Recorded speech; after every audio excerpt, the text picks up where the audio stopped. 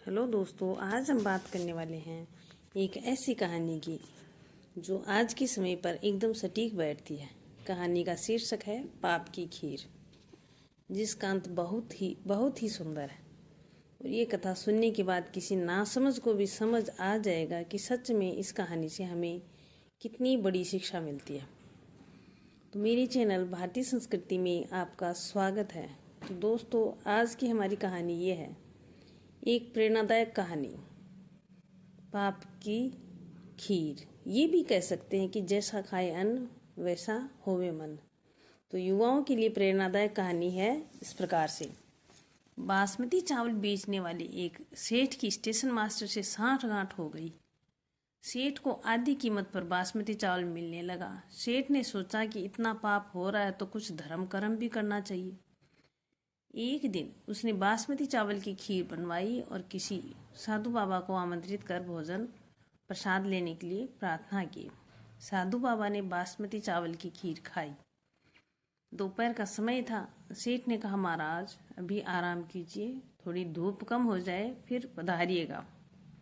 तो साधु बाबा ने बात स्वीकार कर ली। सेठ ने 100 रुपए वाली 10 लाख जितनी रकम की गड्डियां उसी कमरे में चादर से ढक कर रख दी थी। साधु बाबा आराम करने लगे। खीर थोड़ी हजम हुई। साधु बाबा के मन में हुआ कि इतनी सारी गड्डियां पड़ी हैं, एक दो उठाकर झोले में रख लूं तो किसको पता चलेगा। साधु बाबा ने एक गड्डी उठाकर रख ली। शाम हुई तो सेठ को आशीर्वाद देकर चल पड़े। सेठ दूसरे दिन रुपए गिनने बैठा तो एक गड्डी यानी कि 10,000 रुपये कम निकले। सेठ ने सोचा कि महात्मा तो भगवत पुरुष थे, वे क्यों लेंगे। नौकरों की धुलाई पिटाई चालू हो गई। ऐसा करते करते दोपहर हो गई।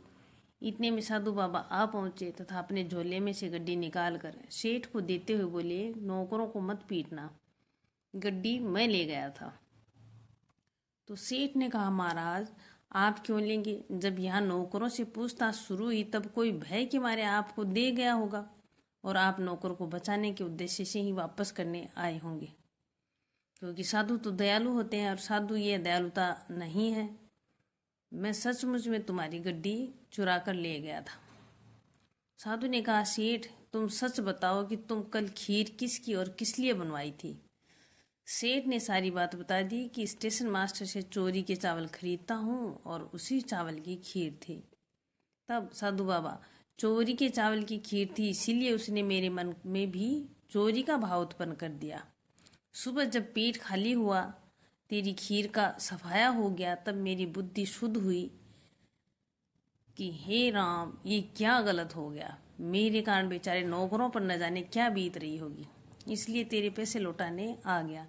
इसलिए कहते हैं ना कि जैसा खाओ अन्न वैसा होवे मन, जैसा पियो पानी वैसी होवे वाणी, जैसी शुद्धि वैसी बुद्धि, जैसे विचार वैसा संसार।